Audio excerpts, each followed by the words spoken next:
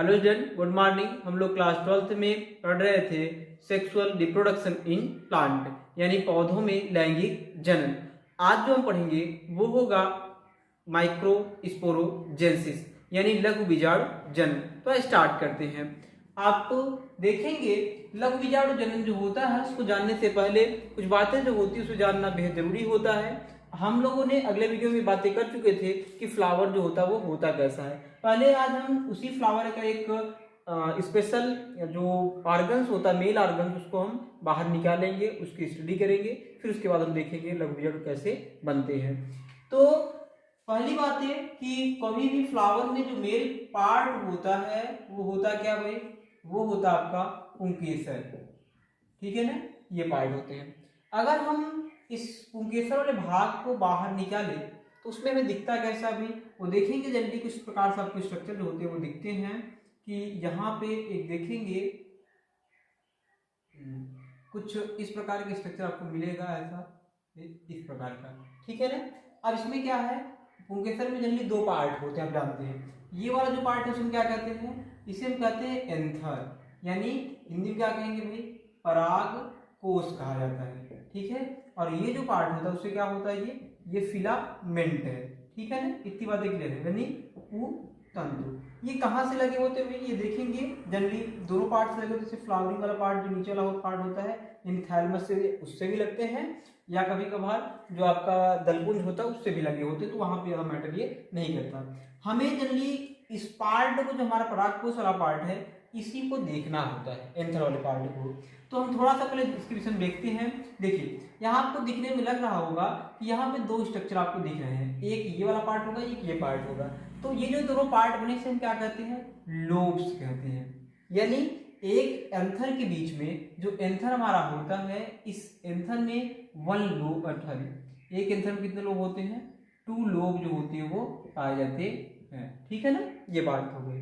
अब अगर हम इसी लोब को बात करें, इस लोब में आप देखेंगे एक बीच से और भी पार्ट जो होते हैं बटे होते हैं। अब प्रत्येक लोब में, यानी एवरी लोब है 2 थीका, यानी एक लोब के अंदर, इस लोब में अभी आपने बात की ना, तो वहां पे देखा क्या कि एक लोब के अंदर 2 थीके जो होते बने होते हैं, यानी इस स्ट्रक्चर को हम क्या कर रहे हैं? थीका नाम देते हैं। ठीक है ना, ये बातें होती हैं। अब हम देखते हैं उसके आगे। उसमें क्या है कि जैसे पहले हम देख लेते हैं टीएस ऑफ एंथर को, यानी हम परागकोश के एक अनुप्रस्थ काट को स्टडी करते हैं। तो देखेंगे हमें स्ट्रक्चर जो मिलता है, हमें कुछ इस प्रकार के स्ट्रक्चर जो होता है वो प्राप्त होता है। जनरली इसी स्ट्रक्चर को देखना भी है। ये स्ट्रक्चर आपको थोड़ा बढ़िया बना लेंगे आप, क्योंकि आपके बोर्ड एग्जाम में काफ़ी ज़्यादा पूछे भी जाते हैं। यहाँ देखेंगे जनरली आपको दिख रहा है कि ये 4 पार्ट में जो होते हैं वो बटे होते हैं। ये ऊपर वाला जो पार्ट आपको दिख रहा है दोनों वाला, इसे हम अभी नाम दिए थे क्या? लोब था ये वाला पार्ट, और एक लोब ये था। इसी लोब में देखा आपने ये थीका बन गया, ये और ये 2, यानी कुल मिलाकर के एक एंथर में 4 थीके में मिलते हैं। और प्रत्येक थीके के अंदर देखेंगे एक गोलाकार की संरचना जो होती है वो प्रेजेंट होती है। इसके अंदर हर एक के अंदर क्या है? एक गोलाकार संरचना उपस्थित होती है। ये जो स्ट्रक्चर आपको दिख रहा है, इस स्ट्रक्चर का नाम होता है माइक्रोस्पोरेंजियम। क्या नाम है? माइक्रोस्पोरेंजियम। और इसी को दूसरा नाम देते हैं हम पॉलन सैक। ठीक है ना, ये जो होते हैं वो नाम पड़े होते हैं। अब इसमें देखेंगे कि इस माइक्रोस्पोरेंजियम के अंदर अगर थोड़ा सा इसे बाहर निकालें तो देखेंगे यहाँ पे सेल जो होती है काफी अधिक मात्रा में पाई जाती है। इस सेल को जो नाम होता है उसको हम नाम क्या देते हैं भाई? माइक्रोस्पोर मदर सेल, यानी माइक्रोस्पोर मदर सेल MMC ये नाम दे सकते हैं, या PMC भी नाम दे सकते हैं, पॉलन मदर सेल। ये इसके अंदर जो स्पोरेंजियम के अंदर भरी हुई ये संरचना जो होती है वो पाई जाती है। अब हम देखेंगे इसमें, ये तो अंदर की बात हो गई। अब इसमें अगर हम लेयरिंग की बात करें, जो एंथर की सबसे बाहर लेयरिंग होती है, देखेंगे यहाँ पे पतली सी एक लेयरिंग ऐसे बनी होती है इस वाल की तरफ, उसे हम कहते हैं एपिडर्मिस। क्या कहते हैं? एपिडर्मिस। ठीक है ना। अब एपिडर्मिस के बाद देखेंगे दूसरी लेयर पाई जाती है जिसका नाम होता है इंडोथीसियम। क्या नाम होता है? इंडोथीसियम। ठीक है ना, लेयर का नाम जानते रहेंगे। अब उसके बाद देखेंगे इनसे और इसके बीच में थोड़ा गैपिंग जो है, उसमें गैपिंग में भी एक लेयर पाई जाती है जिसे हम कहते हैं मिडल लेयर, यानी मध्य परत जो होती है वो पाई जाती है। ये तो बात हो गई। अब इसके बाद यहाँ पे देखेंगे जो ये संरचना बनी हुई है, इसके जस्ट ऊपर तुरंत ही यहाँ पे देखेंगे एक लेयर पाई जाती है जिसको जानना आपके लिए बेहद जरूरी होता है, जो कि काफ़ी इंपॉर्टेंट भी होती है। इस लेयर का नाम होता है टैपिटम। क्या नाम है? टैपिटम। ठीक है ना। ये टैपिटम जो होती है वो जब ये माइक्रोस्पोरेंजियम के अंदर जो सेल या टिश्यू भरे होते हैं, ये जब विकसित करते हैं, डेवलपमेंट करते हैं, तो इसी टैपिटम और लेयर से अपना न्यूट्रिशन जो होते हैं वो मांगते हैं, उसी से अपना भोजन पदार्थ होता है वो ग्रहण करते हैं। तो ये किसका काम है भाई? ये टैपिटम का काम होता है उसे फूड प्रोवाइड करना। और जो बाकी ये एपिडर्मिस या एंडोथीलियम में मिडिल लेयर होती है, इनका काम क्या होता है इसे भी आप जान लेंगे। ये बाद में जब ये यहाँ से मेल गैमीट या पोलन ग्रेन बन जाती है तो ये क्या करती, सूख जाती है और फट करके यहाँ से मेल गैमीट को रिलीज करती है। अब देखिए हम अब ये देखते हैं कि ये जो माइक्रोस्पोर मदर सेल जो हमारी है ये किस प्रकार से हमें मेल गैमीट को फॉर्म करती है। यहीं से आप देखेंगे तो बातें समझ में आएगी क्या चीजें हैं और कैसी बनती हैं। देखिए आपके लिए जो काफी जानना जरूरी है ये कि जो माइक्रोस्पोर मदर सेल थी यानी एमएमसी जो थी, इसमें होता क्या, पहले मियोसिस होती है। पहले क्या होगी भाई? पहले मियोसिस होती है, यानी अर्धसूत्री विभाजन। अर्धसूत्री विभाजन, अर्धसूत्री विभाजन में होता क्या देंगे, यहाँ से अगर हम एक सेल को ले लें, इस सेल में देखेंगे तो ये भी कहती है भाई ये 2n कंडीशन में है। ठीक है ना। जब इसमें मियोसिस होगा तो आप जानते हैं कि एक सेल से 4 सेल मियोसिस में बनती हैं। कितनी बनेगी? 4 सेल बनती हैं। लेकिन यहाँ पे जो ये सेल वैसे भी देखेंगे सामान्य रूप से अगर देखा जाए तो सेल जो होती है वो डिवाइड करती है, 2 अलग अलग सेल बन जाती है। लेकिन यहाँ पे थोड़ी सी अलग प्रोसेस चलती है सेल डिवीजन में कि ये सेल जो होती है चारों जो बनती हैं ये एक दूसरे से पूर्णतः विभाजित न हो करके बल्कि कुछ इस स्ट्रक्चर के फॉर्म में वो एक दूसरे के साथ पड़ी रहती है। ठीक है ना। यानी अभी क्या था, ये अलग अलग जो सेल थी वो प्रेजेंट हो गई। एक सेल से कितनी बन गई? 4 सेल हो गई क्योंकि सेपरेट नहीं है। फिर इसके बाद अब देखेंगे तो यहाँ से ये कुछ समय के बाद ये क्या करती है, डिवीजन कर जाती हैं यानी अलग हो जाती हैं और एक सेल से 4 सेल को बना लेती हैं। ये जो कंडीशन में बनी हुई इसको हम कहते हैं माइक्रोस्पोर टेट्रेड। क्या कहते हैं भाई? Microspore tetrad. अब ये जो कंडीशन बन गई, इस हर एक के पास न्यूक्लियस होगा अपना अपना, तो इसको हम क्या कहते हैं? माइक्रोस्पोर नाम देते हैं। ठीक है ना। और देखो मियोसिस हुई है तो 2n से कितने बन जाएगी, हम न्यूक्लियस कितना हो जाएगा? n हो जाएगा। यानी हर एक में कितना हो जाएगा? n की कंडीशन में जो हमारे गुणसूत्र होंगे वो प्रेजेंट हो जाएंगे। अब ये जो माइक्रोस्पोर बना हुआ हमारा है, इस माइक्रोस्पोर में देखेंगे आप होगा क्या कि यहाँ से हर एक सेल को अपने पास क्या करेगी, ये अपने चारों तरफ एक कवरिंग कर लेती है। कवरिंग कैसे करेगी उसको हम समझते हैं। देखिए इस सेल के चारों तरफ एक देखेंगे तो 2 लेयरें बन जाती हैं जिसे हम क्या कहते हैं, एक बाहर की तरफ लेयर होती है जिसे हम कहते हैं एक्साइन। क्या कहते हैं भाई? एक्साइन। और एक इसके अंदर लेयरिंग होती है जिसे हम कहते हैं इंटाइन। ठीक है ना। 2 लेयर होती है एक्साइन एंड इंटाइन। एक्साइन जो होती है वो देखेंगे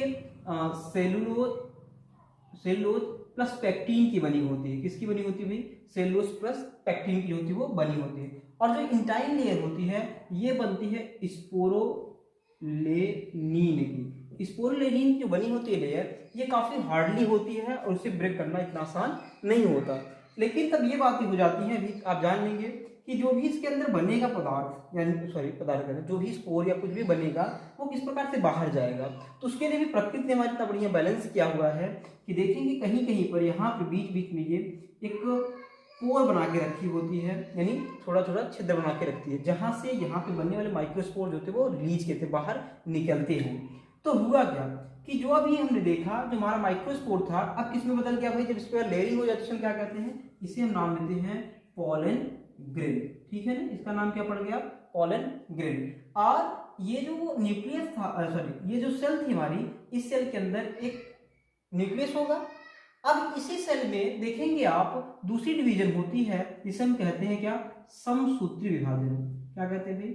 समसूत्री विभाजन यानी माइटोटिक डिवीजन। अब आप जानते हैं कि जब माइटोटिक डिवीजन होगा तो जो हमारी सेल होगी, इस सेल के पास क्या होगा कि ये अपनी गुणसूत्रों की संख्या जो होती है वही बनाएगी और एक सेल से दो सेल बनेंगे। यानी यहाँ पे जो सेल बनेगी वो कुछ इस प्रकार से स्ट्रक्चर बनेगी। सेल तो डबल बनेगी, लेकिन एक सेल के अंदर दूसरी सेल जो होती है वो तैरती रहती है। ठीक है ना। देखिए इसमें क्या है, ये एक सेल थी, एक सेल से दो बन रही है, लेकिन यहाँ हो क्या रहा है कि ये सेल पूर्णतः डिवीजन ना करके, मतलब अलग अलग ना हो करके, बल्कि क्या कर रही है, एक सेल के अंदर या एक सेल के साइटोप्लाज्म के अंदर दूसरी सेल जो है वो तैर रहा होता है। अब जो थोड़ा सा बड़ा आपको दिख रहा है, इस सेल को हम कहते हैं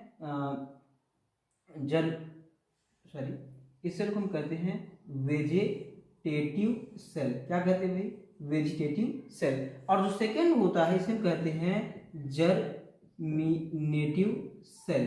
ठीक है ना। दो सेल बन गए, कौन कौन, एक वेजिटेटिव सेल बन गया और एक जर्मिनेटिव सेल बन गया। अब यहाँ पे आप देखेंगे वेजिटेटिव सेल या जर्मिनेटिव सेल एक क्लियरफाई करेंगे आप।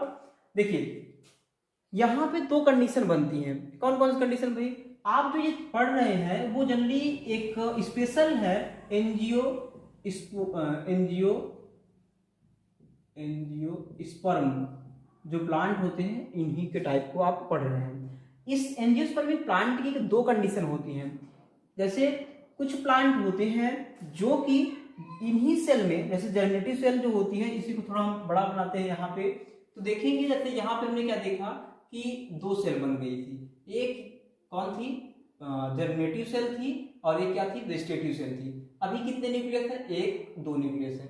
कुछ प्लांट में क्या करते हैं कि इसी के अंदर, यानी जो हमारा पॉलन ग्रेन बना हुआ है, पॉलन ग्रेन, इसी पॉलन ग्रेन में ये जो जर्मिनेटिव सेल होती है, जर्मिनेटिव सेल जो होती है, यही डिवीजन कर जाती है उसी समय, पॉलन ग्रेन के समय, और एक सेल से दो सेल जो होती है वो बना लेती है। कितनी बन जाती है, एक से दो बन जाती है। और जो ये 102 बनती है, यही क्या होती है, इसी को हम कहते हैं मेल गैमेट कहते हैं। यानी जो हमारा माइक्रोस्पोर होता है वो बन जाता है। ठीक है ना, ये चीजें होती है। और किसी किसी में होता क्या है कि ये जो जर्मिनेटिव सेल होती है, ये बाहर इसके साथ जो सेल हमारी होती है, इसके साथ से अलग निकल करके एक अलग अलग मेल गैमेट को फॉर्म करती है। ये जो कंडीशन आप देख रहे हैं, ये कंडीशन कब के लिए होती है भाई, ये 40% केस में एंजियोस्पर्मिक प्लांट में होता है। बाकी जो ये कंडीशन है वो कितने में होता है भाई, 60% केस होता है। ठीक है ना, ये बात समझ लेंगे आप। फिर से एक बार हम पूरा रिवाइज करते हैं, देखते हैं क्या चीजें हैं। एक सिंपल वे में हम बात करेंगे। देखिए हमने क्या देखा कि जो परा या माइक्रोस्पोरोजेनेसिस की प्रोसेस होगी वो कहाँ चलेगी, एंथर में चलती है। एंथर में हमने देखा कि एंथर के दो पार्ट होते हैं, यानी दो लोबों में बटी होती है, और प्रत्येक लोब के दो भाग होते हैं, इसे हम थीका नाम देते हैं। यानी एक एंथर के पास 4 थीके जो होते हैं वो प्रेजेंट होते हैं। और दूसरी बात है कि जब हमने टीएस सेक्शन काटा एंथर का, तो हमने देखा कि प्रत्येक थीका के अंदर बीच में एक गोलाकार पार्ट पाई जाती है, इसे हम क्या नाम देते थे, माइक्रोस्पोरेंजियम।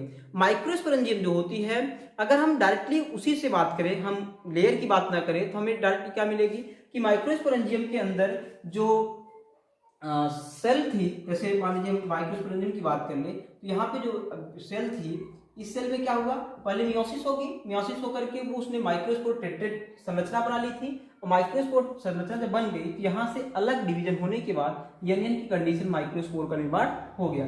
माइक्रोस्पोर जब बन जाते हैं तो इन्हीं में देखेंगे लेयरिंग होना स्टार्ट हो जाती है, दो लेयर बन जाती है, एक एक्साइन और एक एंटाइन की लेयर।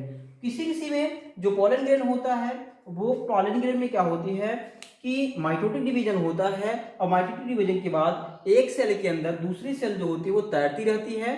और 40% केस में ऐसा होता है कि ये जो जर्मिनेटिव सेल बनी होती है, वो सेल पॉलन ग्रेन के ही समय में अलग अलग बना लेती है, विभाजित हो जाती है और अलग अलग 3 सेल स्टेज बना लेती है। कितनी सेल बनाई, 3 सेल स्टेज, यानी 3 सेल की अवस्था जो होती है वो बन जाती है, 3 न्यूक्लियस होते हैं वो बन जाते हैं।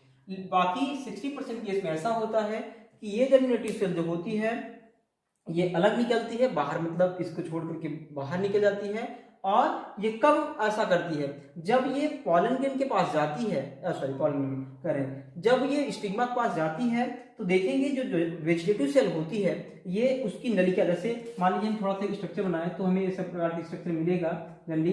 कि ऐसा सुराही जैसा दिखता है वो, ठीक है ना। तो हमने देखा इस सेल को, जब मान लीजिए ये हमारा पॉलन ग्रेन था वो यहाँ पे गया, ठीक है ना। अब ये पॉलन ग्रेन क्या करेगा, यहाँ पे देखेंगे जो वेजिटेटिव सेल होती है वो इसको एक नलिका बनाने के लिए कार्य करती है, और जो दूसरी सेल होती है हमारी जेनरेटिव सेल, ये इसके साथ आकर के यहाँ पे आने के बाद दो अलग अलग मेल गैमेट को फॉर्म करती है, ठीक है ना। ये कंडीशन है, बात समझ के रखेंगे। 40% केस में पॉलन ग्रेन के ही अंदर ही, जब पॉलन ग्रेन था तभी हमने देखा कि मेल गैमेट बन जा रहे हैं, और 60% में कब बन रहा है, जब वो परागण हो जा रही है, यानी जब स्टिग्मा के पास पहुंच जा रहा है तब हो रही है, ठीक है ना। तो ये बातें आप क्लियर करके रखेंगे, ये बोर्ड एग्जाम के लिए काफी इंपॉर्टेंट होता है। फिगर सहित आपको चित्र जो होता है बना के आना चाहिए, ये कई बार जो होता है वो पूछा जा चुका है। अगर आपको वीडियो पसंद आई हो तो लाइक करें, शेयर करें। अगर आपको कोई भी क्वेश्चन होते हैं